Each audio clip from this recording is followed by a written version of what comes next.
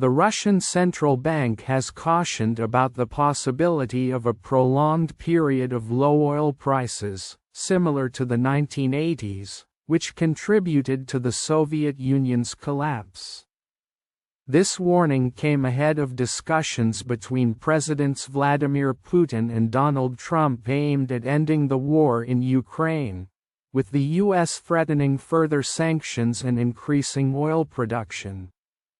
The central bank highlighted risks such as increased production from the U.S. and other non-OPEC countries, and OPEC's spare capacity nearing record highs.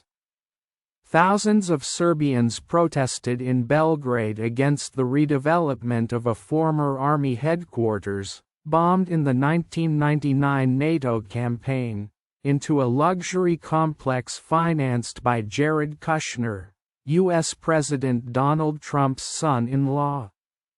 The protesters demanded the restoration of the site's heritage status and the cancellation of the development project approved by the Serbian government. The rally is part of a more significant anti-corruption movement sparked by a fatal collapse at a train station renovation blamed on government negligence. The Constitutional Court of South Korea has reinstated Prime Minister Han Duck-soo, overturning his impeachment by opposition lawmakers 3 months prior. This decision affects the ongoing political crisis, with a more critical ruling pending on President Yoon Suk-yeol, who was impeached after declaring martial law in December.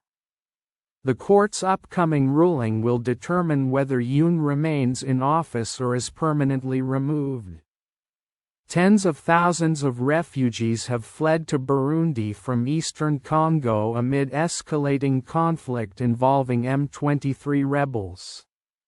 The UN World Food Programme reports that over 120,000 registered refugees now require food assistance, doubling since January.